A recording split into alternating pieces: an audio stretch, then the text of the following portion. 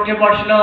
এইবার যুবক ছেলেটা রশি ধরে টানতে টানতে নিয়ে যাচ্ছে, উটের পরে সওয়ার হলো না। তখন মহিলা মনে করলো আমার সতীত্বের দিকে তাকালো না, আমি যুবতী মহিলা আমার গহনার দিকে তাকাইল না, এখন মানুষটা ফেরেশতা জিজ্ঞাসা করা দরকার। মহিলা উটের পিঠে বসে জিজ্ঞাসা করলো, আল্লাহর বান্দা তুমি আল্লাহর ফেরেশতা না কোনো মানুষ, তোমার পরিচয় দাও। এই যুবকটা তখন বলেছিলেন, মা গো, আমার দেওয়ার মতন তেমন কোনো পরিচয় নাই, আমার একটা পরিচয় আছে, আমি মুসলমান। মুসলমান হলো আপনার আমার গর্বের পরিচয়। আর কেউ যদি জিজ্ঞাসা করে তোমার পরিচয় কি, বলে আমি অমুক দলের সভাপতি, আমি অমুক দলের।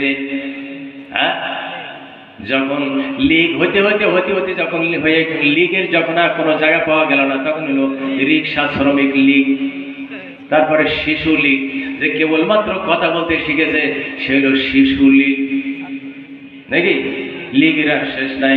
সম্মানিত বন্ধুরা আমার, আপনার আমার প্রথম এবং গর্বের পরিচয় আপনি আমি মুসলমান। এই মুসলমানের পরিচয় নিয়ে আসুন, ইসলামের দিকে আসি, কোরআনের দিকে আসি, নামাজের দিকে আসি। মা বোনেরা যারা আছেন, আপনাদের কাছে শেষ কথা বলে যাই, বাচ্চারা কিন্তু বাপের চাইতে মায়ের কথা বেশি শোনে।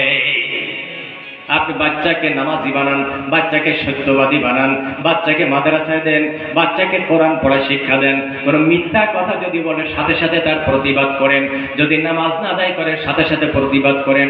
আপনার স্বামীকে ইচ্ছা করলে আপনি ভালো বানাইতে পারেন। আপনি যদি নামাজি হন তাহলে আপনার স্বামীকে আগে ডেকে দেন। ফজরের আগ হলো, সময় হয়ে গেল, আজান হওয়ার সাথে সাথে মাথার কাছে যে হাত বুলান, পাঁচ দিকে গেলি আবার লাঠিটা দিয়ে মারে কিনা লাগবে, মাথায় হাত বুলে আস্তে আস্তে তুলে দেন। আল্লাহ পাক আপনার সংসারকে সোনার সংসার বানাক, সকলে বলেন আমিন। সম্মানিত বন্ধুরা আমার, আজকে অনেকটা কথা হয়েছে, আমার শেষ কথা, ওয়াজ তো সব মনে রাখা যায় না। শেষ কথা আপনাদের মনে রেখে, কোরআন হাদিস যেখানে আমরা আছি, এতে কি একমত?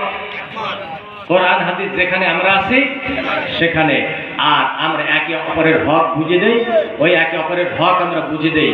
হক যদি না বুঝে দেই, আল্লাহ রাসূল বলেছেন, লানাতুল্লাহি মান গায়রা মানারাল, যারা জমিনের 1 বিঘা বা 4 আঙ্গুল বা 1 ইঞ্চি মাটি যে অন্যের জমিনের ভিতরে চলে যাবে, ওখান থেকে 7 তবক জমিন পর্যন্ত মাটি কিয়ামতের দিন তার ঘাড়ে তুলে দেওয়া।